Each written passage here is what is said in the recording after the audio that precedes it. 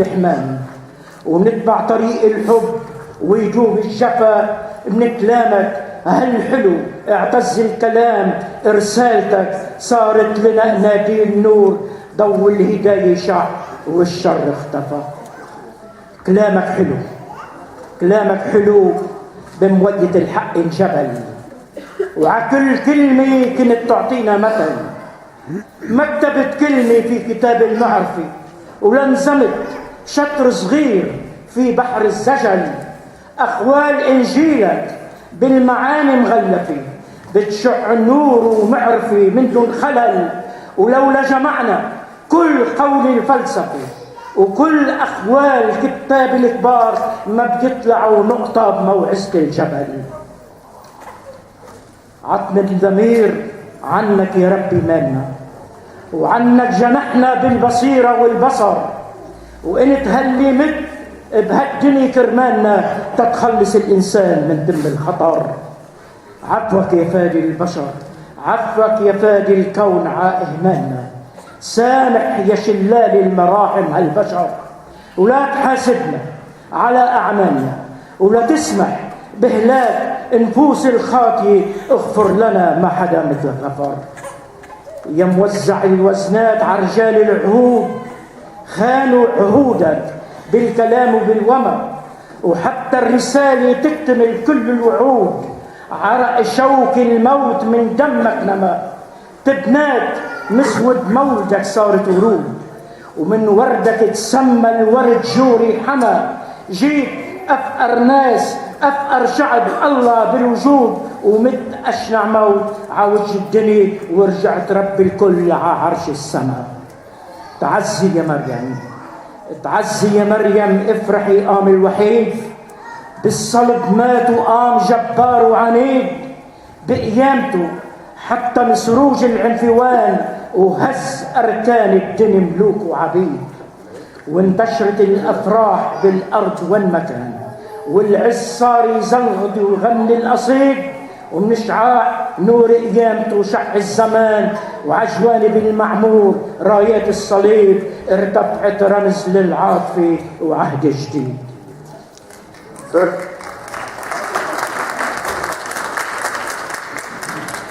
قراءة الأولى من نبوءة أشعيا.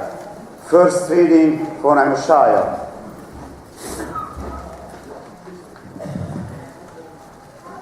ومن آمن بما سمع منا، ولمن أعلنت ذراع الرب. فإنه ينبت كفرخ أمامه، وكجرثومة من أرض قاحلة، لا صورة له ولا بهاء فننظر إليه، ولا منظر فنشتهيه. مزدريا مخذول من الناس، رجل أوجاع ومتبرس بالعاهات، ومثل سائر وجهه عنا. مزدريا فلم نعبأ به، لأنه لقد أخذ عاهاتنا وحمل أوجاعنا، فحسبناه ذا برص مضروبا من الله ومذللا. جرح لأجل معاصينا وسحق لأجل آثامنا، فتأديب سلامنا عليه، بشدخه شفينا. كلنا ضللنا كالغنم، وكل واحد مال إلى طريقه، وألقى الرب عليه إثم كلنا. قدم وهو خاضع ولم يفتح فاه، كشاة سيق إلى الذبح، وكحمل صامت أمام الذين يجزونه ولم يفتح فاه. من الضيق والقضاء أخذ، ومن يصف مولده، لأنه قد انقطع من أرض الأحياء، ولأجل معصية شعبي أصابته الضربة.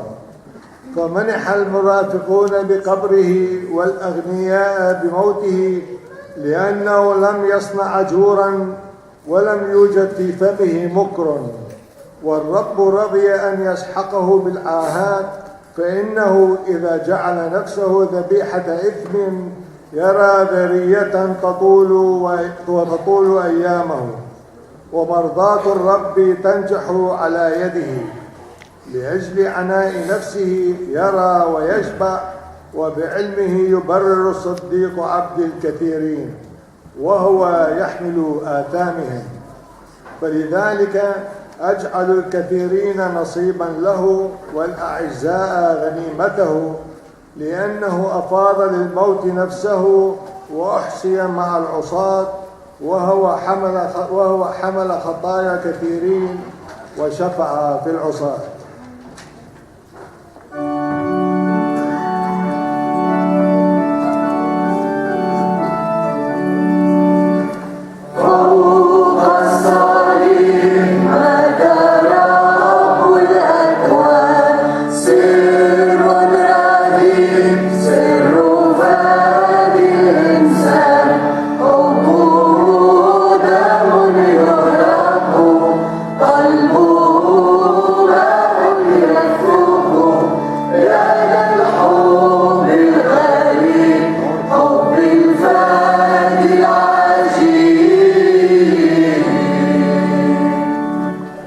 Second reading for the prophet Daniel. قراءة تالية للنبي دانيال.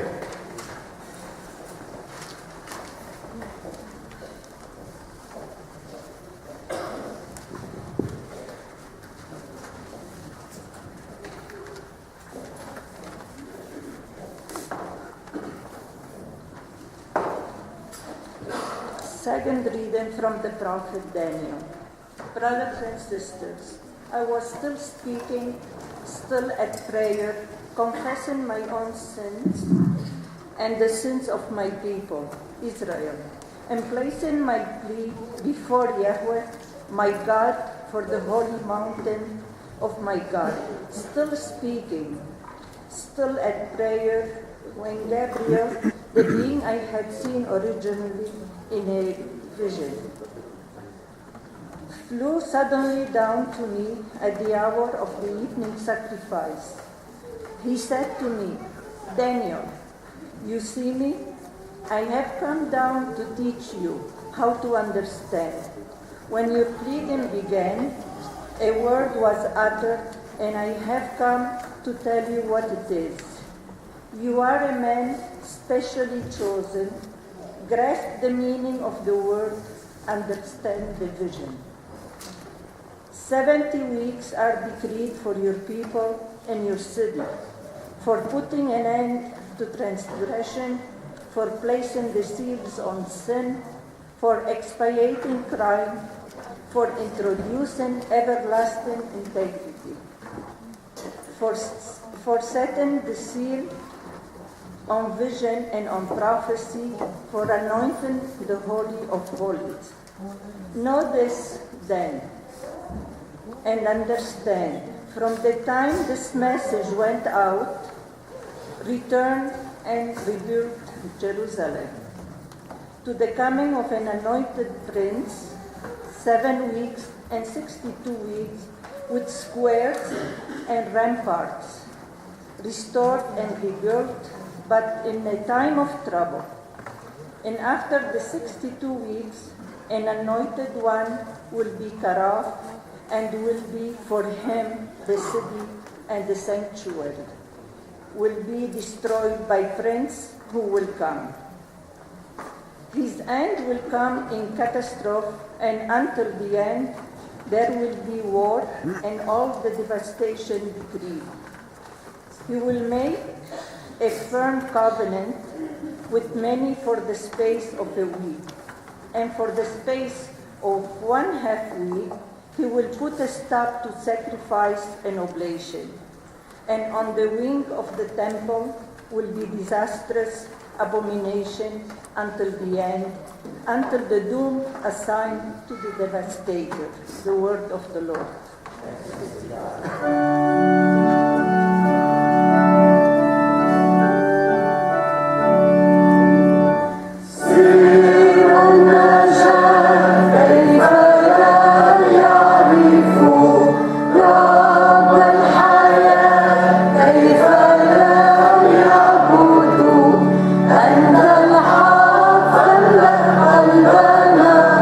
نور الحق نور دربنا في الحق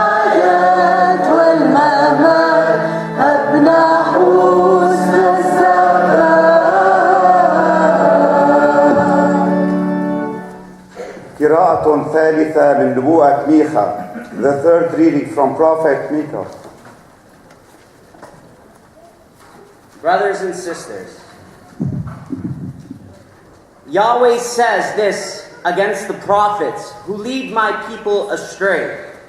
So long as they have something to eat, they cry peace. But on anyone who puts nothing in their mouth, they declare war. And so the night will come to you, an end of vision, darkness for you, an end of divination. The sun will set for the prophets, the day will go black for them.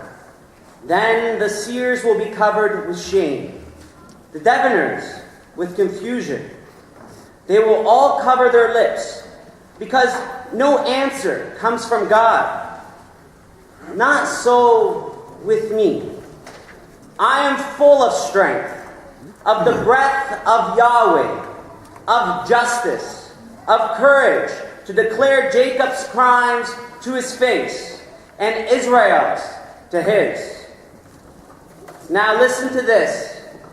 Your princes of the house of Jacob, rulers of the house of Israel, you who loathe justice and pervert all that is right, you who built Zion with blood, Jerusalem with crime.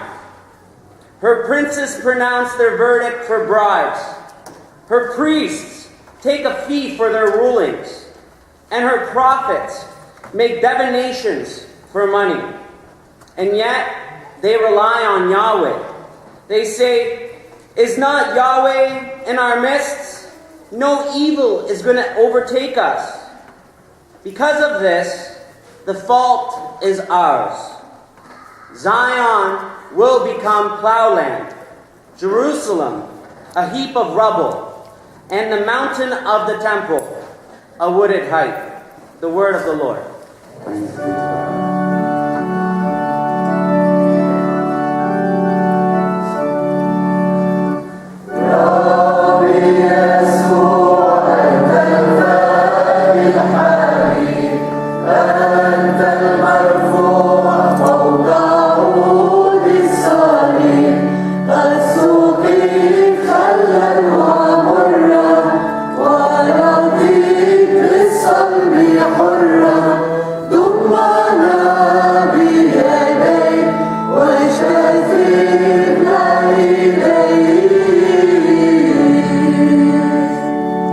قراءة رابعة إلى العبرانيين. The fourth reading for Hebrew.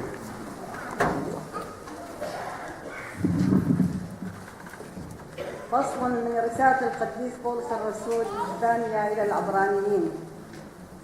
يا إخوتي، لذلك شدوا أيديكم المتخلعة وركبكم المرتعدة، واجعلوا لأقدامكم سبلا قويمة، لئلا يذل العضو المصاب بل يشفى. واسعوا في طلب السلام مع كل إنسان، وفي طلب القداسة التي بدونها ما من أحد يعاين ربنا. واحذروا أن يكون فيكم من تعوزه نعمة الله، أو أن يخرج أصل المرارة فرعا فيؤذيكم ويتدنس به الكثيرون،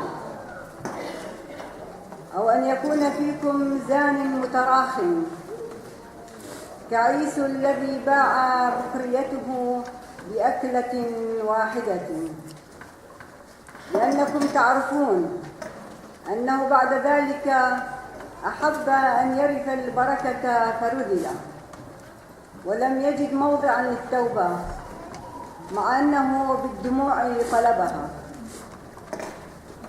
وأنتم لم تقتربوا من نار متقدة وملموسة، ولا من ظلمة وضباب وزوبعة، ولا هتاف بوق وصوت كلمات. رفض الذين سمعوه أن يكلموا به أيضا، لأنهم لم يستطيعوا أن يطيقوا ما به أمروا، أن لو بهيمة دنت من الجبل رجمت. وهكذا كان المنظر مخيفا، حتى إن موسى نفسه قال: أنا خائف، أنا مرتعد.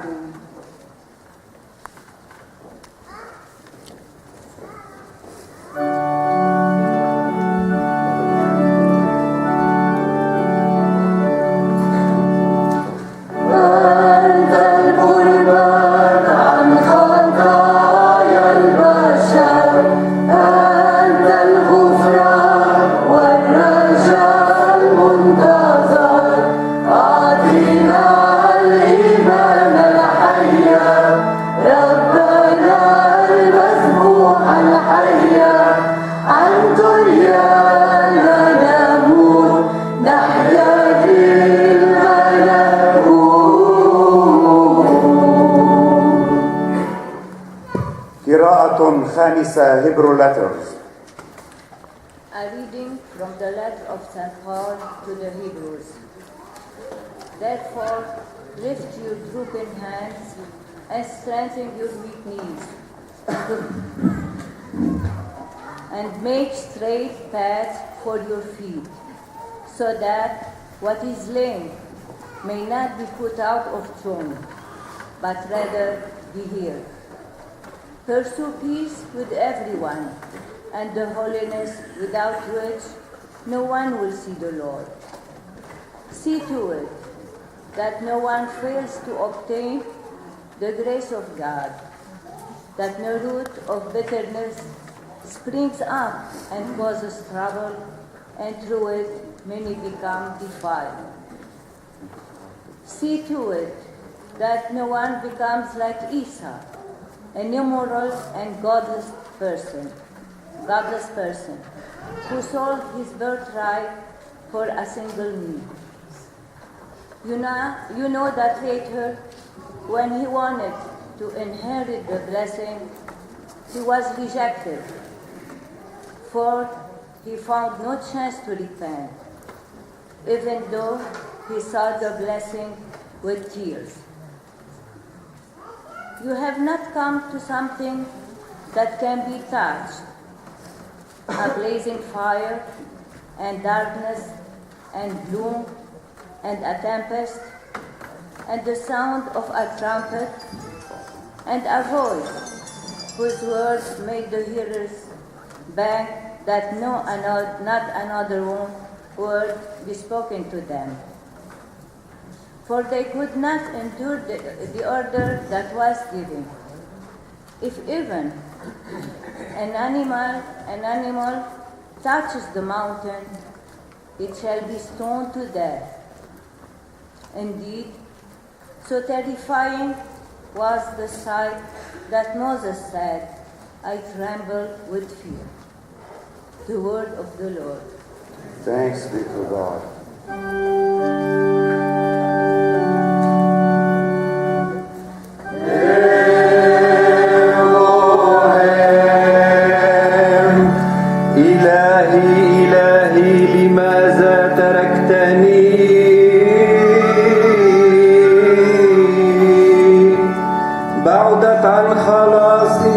كلمات صراخي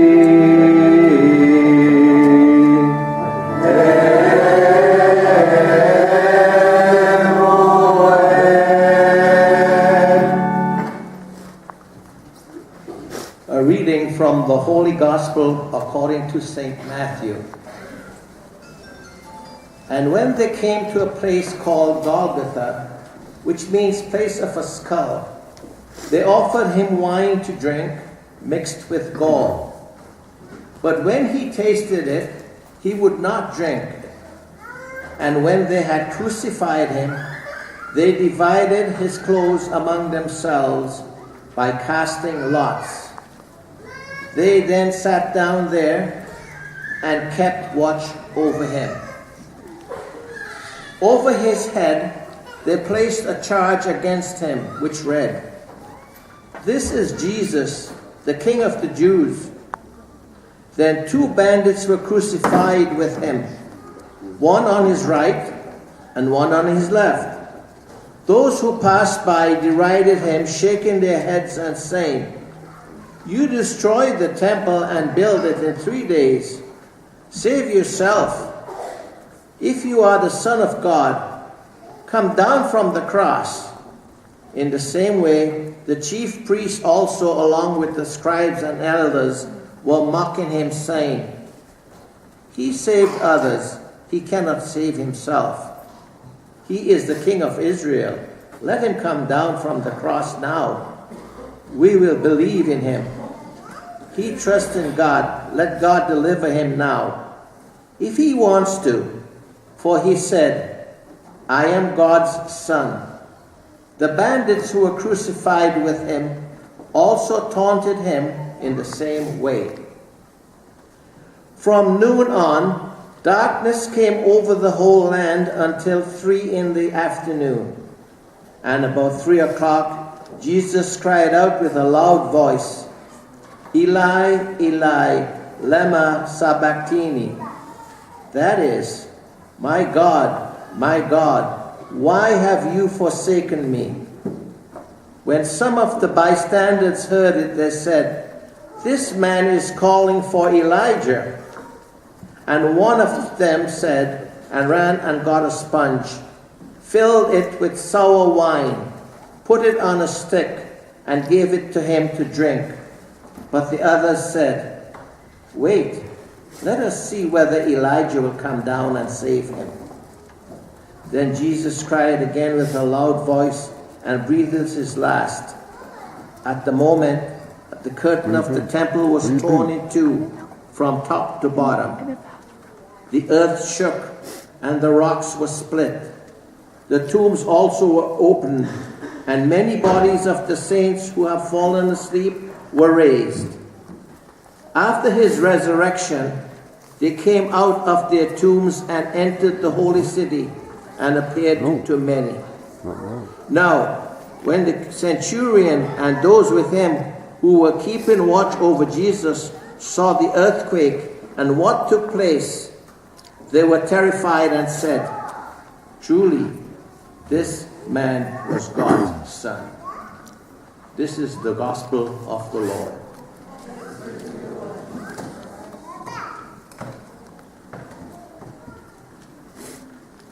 أقرأ من لوقا البشير.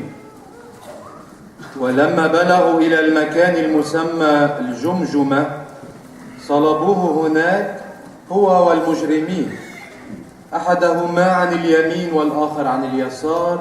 فقال يسوع: يا أبتي اغفر لهم لأنهم لا يدرون ما يعملون. واقتسموا ثيابه بينهم واقترعوا عليها. وكان الشعب واقفين ينظرون والرؤساء يسخرون منه معهم قائلين: قد خلص آخرين فليخلص نفسه إن كان هو مسيح الله المختار. وكان الجند أيضا يهزؤون به مقبلين إليه ومقدمين له خلا وقائلين: إن كنت أنت ملك اليهود فخلص نفسك. وكان عنوان فوقه مكتوبا بالحروف اليونانية واللاتينية والعبرانية: هذا ملك اليهود. وكان أحد المجرمين المصلوبين يجدف عليه قائلا: إن كنت أنت المسيح فخلص نفسك وإيانا. فأجاب الآخر وانتهره قائلا: أما تخشى الله وأنت مشترك في هذا القصاص؟ أما نحن فبعدل، لأن نلنا ما نستوجبه وتستوجبه أعمالنا. وأما هذا فلم يصنع شيئا من السوء.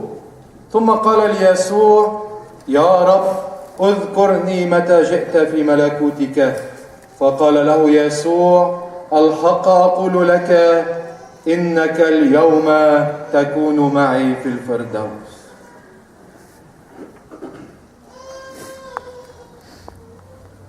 وكان نحو الساعة 6 فحدثت ظلمة على الأرض كلها إلى الساعة 9 وأظلمت الشمس